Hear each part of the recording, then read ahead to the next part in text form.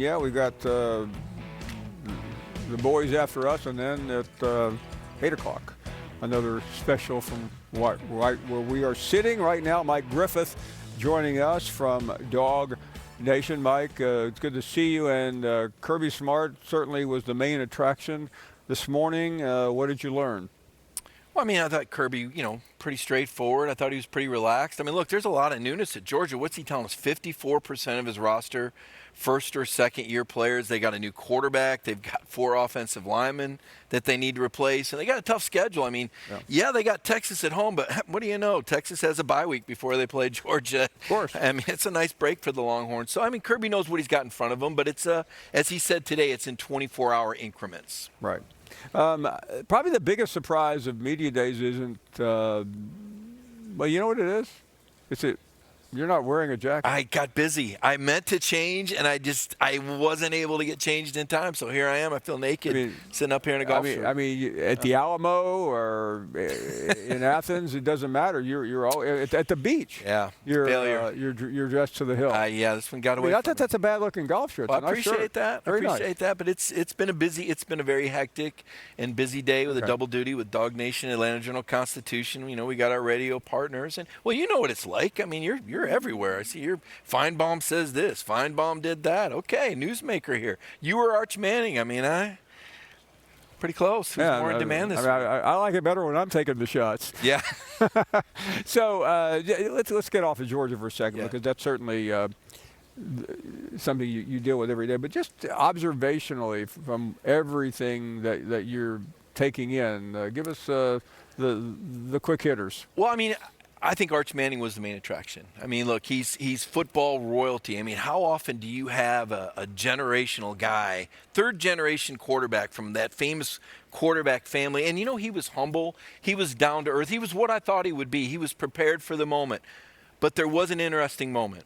And had someone asked him about the barb that Coach Steve Spurrier threw out recently and said, hey, if this guy's all that, then why was he playing behind Quinn Ewers? And Arch was asked about that. And he said, Steve Spurrier's a great coach. And then he said, is he in the Hall of Fame? And I went, I'm either getting old or now, could he have possibly, was that? No, I don't think it was a joke, but it's almost the irony of it. Like, not only is he in the Hall of Fame, but he was the primary reason that Peyton Manning didn't win a Heisman Trophy, didn't win a national championship. And he's in the Hall of Fame as a Heisman Trophy winner, which Arch is the favorite for. But it just showed the youth and the innocence. So do you think he was just asking that honestly? Or yes. Very much so. I didn't. No, it wasn't a barb. It was very innocent. Spurrier? I mean, that's pretty funny. Well, it was ironic. Yeah. But it's like, okay, here we are. This is 2025, and to be fair, maybe he meant the NFL Hall of Fame. Well, I don't think so. Okay. Because it was Edgar Thompson. Then it would have been a good bar. I told Edgar Thompson, the Orlando Sentinel, chased him down like Javon the Freak Curse and told him afterward, yeah, he's in the Hall of Fame as a coach and a player. And Arch said, yeah, he's basically said, yeah, he's a dude. Like he recognizes and appreciates Steve Spurrier, but for those people that are critics, of Steve Spurrier, it was almost like, somewhere is Peyton Manning laughing at that Arch didn't know that Spurrier, the foil of all. Yeah, I think that's pretty funny. It was an ironic moment. It was a moment. I think what it also shows is that what people our age or older or younger, these guys are living in a different world. We know that. Steve Spurrier is not exactly on the radar screen. Speaking of living in a different world. The different world moment goes to Steve Sarkisian, who tried to convince us that, boy, it's tough when these kids come to Texas and expect a lot of money. Okay, Coach, are you going to roll the orange Lamborghinis out for a recruiting day again next year? I mean, which one is it, Sark? I mean, you've got the resources. You've got more money than any team in the SEC. You can't stand in front of the room and tell us that that's challenging for you that kids come to Texas expecting money. I mean, to me, that was I'll be honest with you, and I like Steve Sarkisian. I like him. He's slick. He's polished. That was a bad moment. I was insulted by that to suggest that makes it hard for him to recruit that kids know Texas have a lot of money. Stop media days. Well, it was just a moment. Mike Griffith was insulted, by Steve Sarkisian. I was insulted. You were insulted. I was insulted. That he would dare say that. Well, it was like it was basically him saying, well, not only is money not the reason guys are going to Texas, but it makes it hard on us because these kids know. And he said, there's only so much money to go around. Oh, my gosh, what are we going to do? There's only so much money at Texas. I mean, really? Like, did that really just happen in Atlanta? And on the day that he lands the #1 recruit in the state of Georgia? Coincidence? I think not. Announced earlier in the day. Look, Sark in Texas, they're putting some great talent together. That is a great program. But last year, they didn't get it done. Okay, they lost not once, but twice to Georgia. Today, they got a big recruiting win. Today, I thought they had the moment.